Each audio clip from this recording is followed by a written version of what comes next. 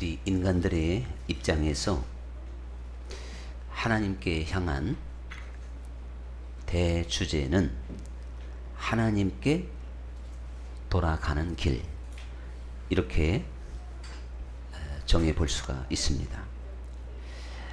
하나님께서 만드신 우리 인간들이 범죄하고 그래서 에덴 동산에서 추방을 당하고 하나님께서 원천적으로 하나님께 돌아가는 길을 이제 화영검으로 두르셔서 하나님께 돌아갈 수 있는 길을 상실한 우리 인간들. 그런데도 불구하고 하나님께서는 그 인간들이 하나님께 온전히 돌아올 수 있기를 원하고 있습니다. 그래서 에레미야, 이사야, 요엘, 특별히 호세아 선지자 모두들의 주제는 오라 우리가 여호와께 돌아가자, 바로 그런 거였습니다. 어느 시대나 선지자들의 외침은 여호와께 돌아가자, 이것이 대주제였는데 오늘 우리가 새해 첫 시간 이 자리에 앉아있는 우리들에게는 이 말씀이 해당되지 않을까 하는 것을 생각해 봐야 될 것입니다.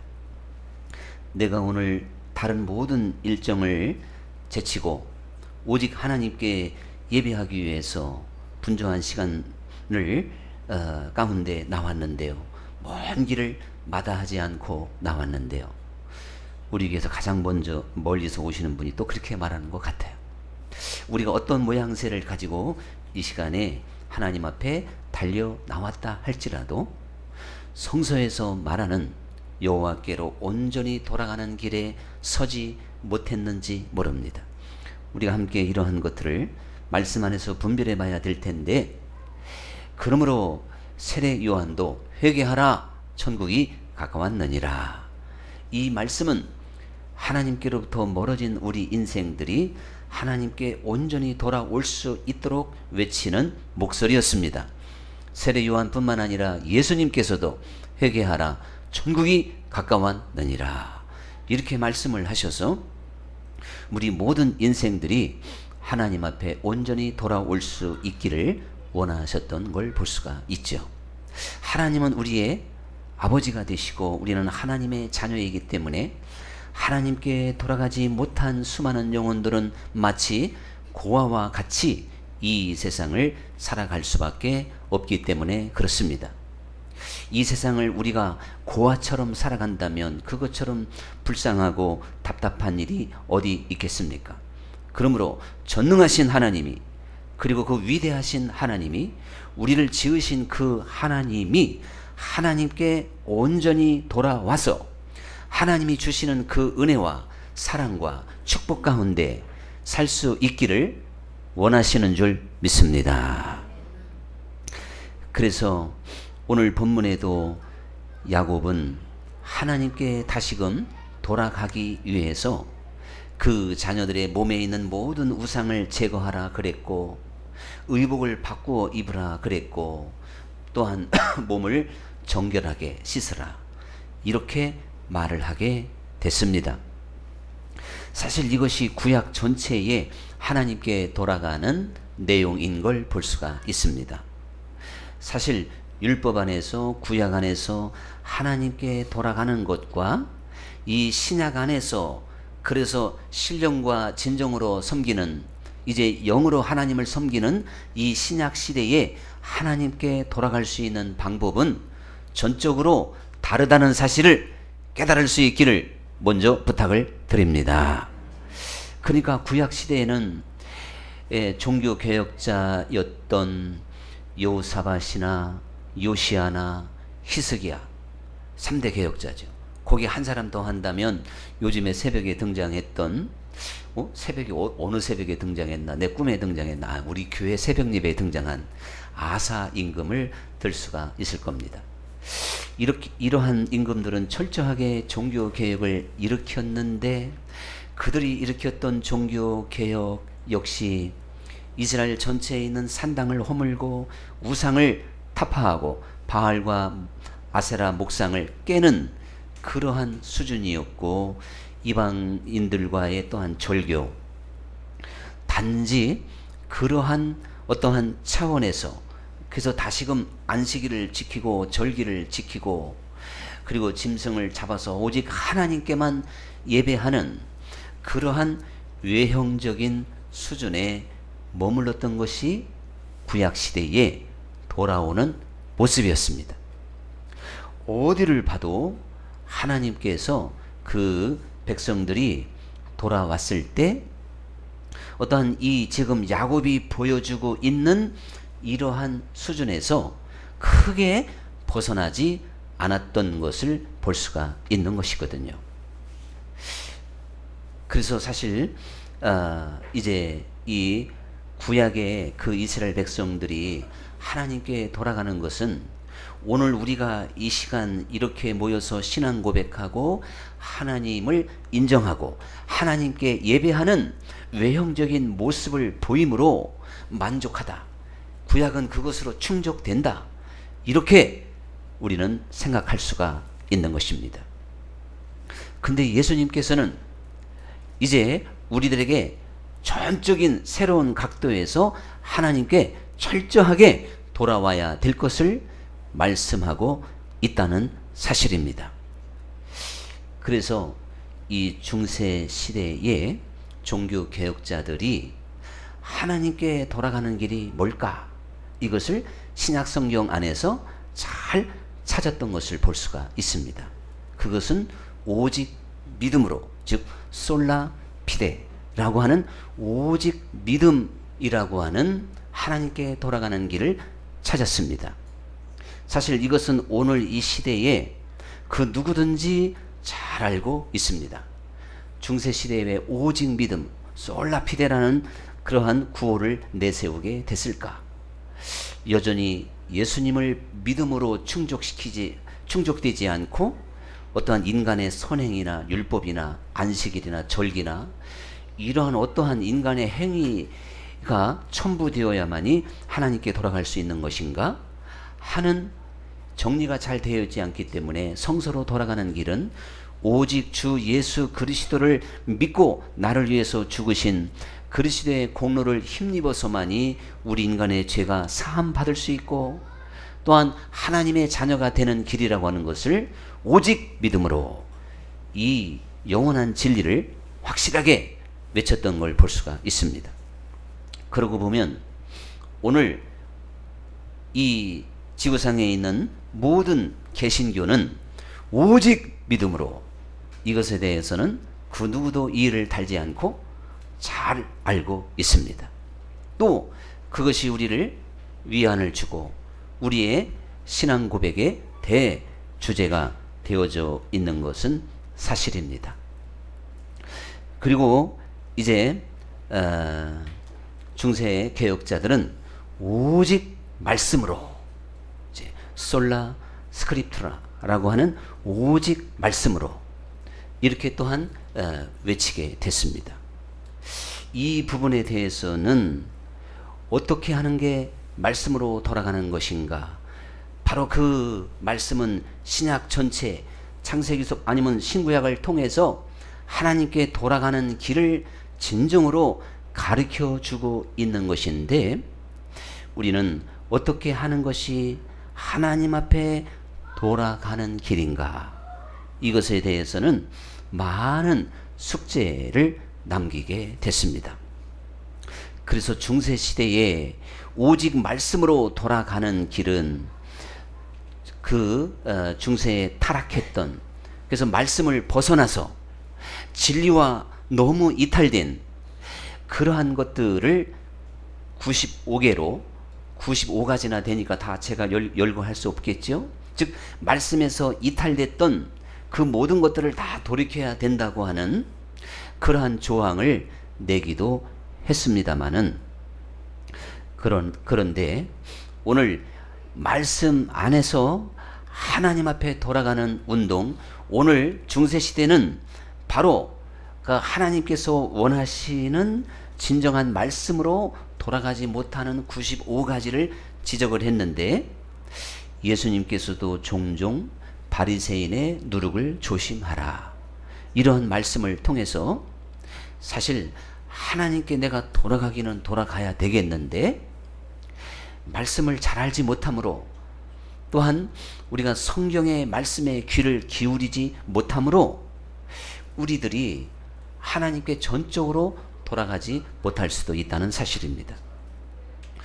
오늘 우리 그리스도인들은요, 우리도 모르게 이렇게 신앙생활을 하면서 내가 말씀 안에서 하나님께 어떻게 돌아갔는지를 깊이 생각해 봐야 됩니다. 우리가 흔히 말하는 대로 하나님께 돌아갔는데 기복적인 신앙으로 돌아갈 수도 있습니다. 또한 이 세상 성공 지향적인 그러한 하나님으로 돌아갈 수도 있습니다. 이것이 바로 어떤 영광의 신학이라 그러죠. 영광의 신학. 그런데 우리는요, 단 한마디로 살아계신 하나님께 돌아갈 수 있는 말씀의 유일한 길이 뭐냐? 이것을 생각해 본다면 너무나도 쉽습니다. 하나님은 사랑이시라 우리가 그 사랑으로 돌아가지 않는다면 그 누구도 하나님께 돌아온 사람이 아니라는 사실을 기억해야 됩니다. 별로 아멘이 안 나올 줄 알았습니다. 여러분, 그렇다고 제가 늘 말씀드리지만 그 사랑이라는 게 좀 동정심 베풀고 뭐 눈물을 흘려주고 뭐 나누어주는 이런 것은 아니라고 하는 것을 생각해 본다면 그 사랑이 얼마나 위대한지, 우리가 이 사랑을 정말 열심히 구하고 찾고 두드리지 않으면 사실 얻기가 어려운 건데요. 누구든지 나 여호와께 돌아온 자는 나의 사랑을 가진 자야 된다. 하나님은 지금도 이렇게 말씀을 하고 있습니다. 어떤 사람이 열심히 선행을 합니다. 그래서 또한 절대 죄를 짓지도 않습니다. 그리고 뭐 옳은 것은 예면 예, 아니면 아니라 그러고, 그리고 주일도 잘 지키고 모든 면에서 아주 모범적이고, 그래서 아무개 같은 장로님처럼 권사님처럼만, 집사님 아니면 서운하게 집사님처럼 뭐 이렇게 신앙생활하면 뭐 1등 신자다, 이렇게 많은 사람들한테 칭찬 들을 수도 있습니다. 그 사람의 언행을 보면 항상 부드러운 것 같기도 하고, 원수를 맺으려고 하지도 않고, 다른 사람이 나를 공격해도 바로 반격하지 않고, 마치 오른뺨을 치면 왼뺨을 돌려대는 듯 이렇게 참 온유하고도 겸손한 모습으로 살아가는 그 모습 앞에 사람들은 감격할 수 있고 경탄할 수도 있습니다. 무엇을 봐도 모범적이고 정말 참신하고, 그리고 덕스럽기도 하고 하나님의 사랑이 흘러넘치는 듯 우리 눈에 보일 수 있는 그러한 모습 앞에 사람들은 그 사람을 인정하고 존경할 수가 있습니다. 만약에 그렇다 할지라도 하나님 눈에 봤을 때는 그분이 바로 하나님께 전적으로 하나님께 돌아오지 않은 사람이 될 수도 있다고 생각한다면 우리들에게 얼마나 도전이 될까요? 과연 이것에 대해서 제가 어떻게 설명할 수가 있을까요? 이것을 가리켜서 성경의 말씀은 내 선행과 내 의의 동기가 어디로부터 출발했는지를 먼저 살펴보라는 것입니다. 사실 여러분, 바리새인이나 서기관들이 바로 제가 조금 전에 설명했던 그런 정말 놀라운 삶을 살았던 사람이었습니다. 근데 그들은 내가 죄를 지으면 벌을 받을까 봐서, 또 내가 다른 사람들에게 덕을 끼치지 못하면 존경받지 못할까 봐서 어떠한 두려움에, 체면에 근본적으로 하나님께 어떠한 상을 받기 위한 하나님의 그 심판이 무서워서 열심히 신앙생활을 할 수 있다는 것입니다. 그것은 절대로 하나님께 돌아가는 길이 아닙니다. 그건 너무 힘든 것이고 너무 율법적인 것이고, 그것은 결국 위선에 그칠 수밖에 없어서 평토장한 무덤에 불과한 것이며, 심하게 말하면 회칠한 무덤에 불과한 것입니다. 외식하는 자가 될 수밖에 없는 것입니다. 우리는 하나님을 사랑하는 그 사랑에 눈이 뜨면 이것이 강력한 동기가 되어서 우리의 사랑과 우리의 말과 우리의 눈은 지극히 선하고 거룩해질 수가 있습니다. 정욕적이고 자기 중심이고 이기주의에 빠질 수밖에 없는 연약한 우리 인생들이지만 하나님의 사랑에 눈을 뜨면 그의 동기는 지극히 순수한 것이며 선하게 바뀌게 됩니다.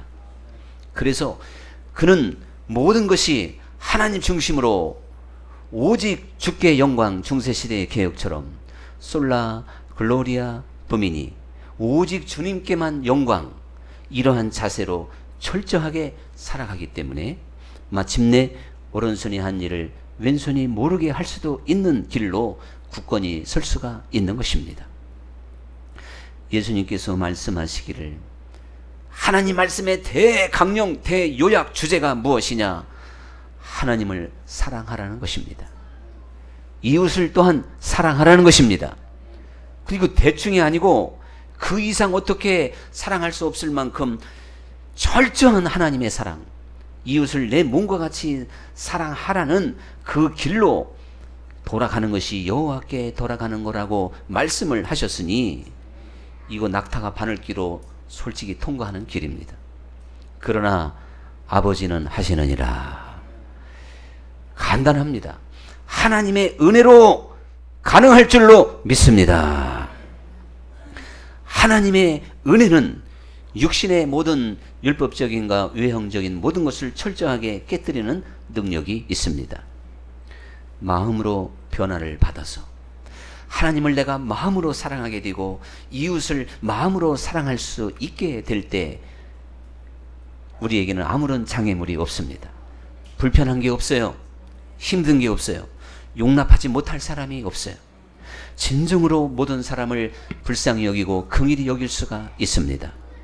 오늘 하나님 사랑하는 길을 여전히 외적인 면으로만 초점을 맞추어서 구약의 율법의 사람들이 그냥 겉으로 보이는 열심으로만 하나님을 사랑하는 그런 종교가 돼버리고 말았잖아요.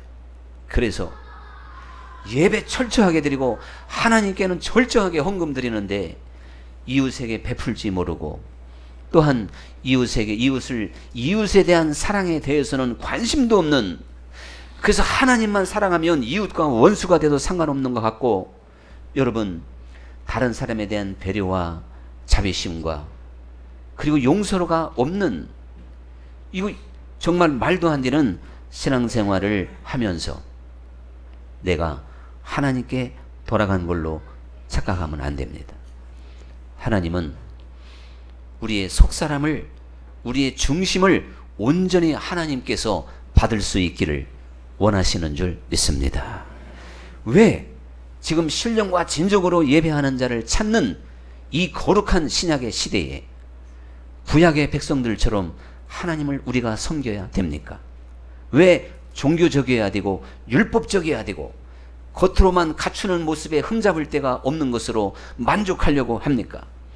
하나님은 우리 속 깊은 곳을 꿰뚫어 보시며 우리 속에 세상적인 것이 있다면 인정하지 않는 하나님이신데요, 우리의 부르심은 그렇게 거룩하고 온전한 길인데 이것이 힘으로 능으로 되는 것이 아니라 오직 하나님의 은혜로 단박에 될 수 있는 길도 있는데 삭개오처럼 우리는 이것을 놓쳐버리고 그냥 형식적으로 하나님을 평생 섬길 수도 있다는 사실을 기억해야 됩니다. 여러분, 하나님께로 돌아가는 길은 사랑 안에서만 찾아야 됩니다. 다른 것으로 기도 생활로 돌아가도 빵점이고, 여러분이 헌금 생활로 돌아가도 빵점이고, 주일 철저하게 지켜도 빵점입니다. 하나님의 사랑이 빠지면요. 그러나 하나님을 사랑하는 자는 또한 그 모든 외형적인 것도 자발적으로 지키게 될 줄 믿습니다. 또 잘못 들어가, 그래? 그러면 그냥 하나님 사랑한다고 말만 하고 아무것도 하지 말자. 주일에도 한번 목사님 한번 혼자 한번 설교하게 내보자 하지 말고, 하나님 사랑하면 다음 주도 틀림없이 그 자리에 앉아 계실 줄 믿습니다. 아유, 오늘 새해 첫 주라 그런가 너무너무 아름답고, 참 제가 여기 서 있기가 조금 막 주눅이 들어요. 왜? 그쪽에 너무 빛이 나가지고, 아유, 제가 마치 공자님 앞에 문자 쓰는 것 같아요. 분위기 갑자기 썰렁하네. 비유가 잘못돼가지고 그러니까 요즘에 왜 하필이면 또 첫째부터 공자님이 나왔냐 그래요. 뭐 이렇게 수준 높은 분들은 죄송합니다. 공자 말고 어쨌든 뭔가 온전케 된 영들 앞에 부족한 사람이 훈수하는 것 같아서 갑자기 그런 생각이 들 정도로. 여러분, 예수님께서 너무 간단해요. 다른 어떤 걸로 여러분의 신앙의 척도를, 내가 하나님께 돌아갔는지 안 돌아갔는지를 판단해서는 안 됩니다. 내가 너희에게 새 계명을 주느니 하나님을 마음을 다하고 뜻을 다하고 성품을 다하고 힘을 다하고 목숨을 다하여 주 너희 하나님을 사랑하라. 이것 아니면 아무 소용없답니다. 근데 우리는 여기까지만 열심히 외우고 마음에 둬요. 그리고는 이웃을 네 몸과 같이 사랑하라. 이게 완성입니다. 50점짜리 신앙 추구하지 말고 100점짜리 신앙 추구하도록 합시다. 그런데 우리가 하나님을 사랑하고 이웃을 사랑한다고요? 아이고, 참, 지나가는 강아지가 웃을 만큼 우리 육성은 못합니다. 아무리 내가 믿으려 그렇게 하려고 해도 안 됩니다. 그래서 사람의 힘으로 능으로 하는 건, 그거는 진짜 거의 그리스도인 만들 뿐이에요. 웨슬리가 말한 대로 90% 크리스찬을 만들 뿐입니다. 나머지 10%의 벽은 하나님의 은혜로, 성령의 능력으로 가능하게 될 줄 믿습니다. 모든 일에 하나를 하더라도 믿음으로 하지 않는 게, 그래서 하나님 앞에 죄입니다.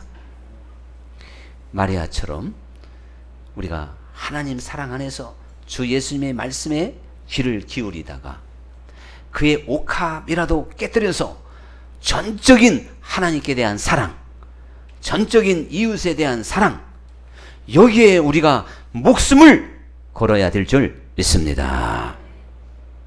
여러분, 하나님께로 사실 돌아간 사람처럼 행복한 사람이 어디 있을까요? 사랑 안에는 두려움이 없습니다. 사랑 안에는 염려와 근심과 모든 것이 불가능이 없습니다. 하나님께로 돌아온 자의 앞길에는 막히는 게 없어요. 절대 실패라는 게 있을 수 없습니다. 바다도 잔잔해집니다. 우리에게 이처럼 축복의 길을 열어놨습니다. 내가 지금 하나님께로 돌아오지 않았기 때문에 우울증에 걸리기도 하고 두렵기도 하고 떨립니다. 하나님께로 돌아왔던 수많은 사람들, 구약과 신약에 어떠한 천재지변과 위험과 또한 죽음과 기근과 적신과 아픔과 갇힘과 배고픔과 추위와 이 모든 것 앞에도 굴하지 않고 평안함을 유지할 수 있었습니다. 2015년도 한 해도 열었지만 세상은 무섭습니다. 뭐보다 더 무섭다고요? 세상이? 호랑이보다 더 무서워요. 호랑이보다 더 무서워. 무섭지요? 이렇게 우리는 무서운 현실 앞에 살아갑니다. 우리가 해결해야 될 문제, 자녀들의 양육 문제, 부부간의 관계, 이웃과의 관계, 물질의 문제, 건강의 문제, 수없이 많은 연단과 수없이 많은 고난이 우리 앞에 도사리고 있습니다. 그래서 하루에도 12번씩 오장육부가 뒤집혀질 듯, 그래서 혈기도 나고 짜증나고 세상을 포기하고 싶은 그러한 유혹의 것들이 수없이 우리에게 불어닥치고 있습니다. 그러나 세상의 풍파와 바람아 불어와라. 나는 주님 안에서 안식하리라. 이렇게 고백을 하며 주 안에서 기뻐하며 평안할 수 있는 자는 오직 여호와께로 돌아온 사람 외에는 없습니다. 제가 여러분을 그렇게 만들 수도 없고 설교 위안으로 할 수도 없습니다.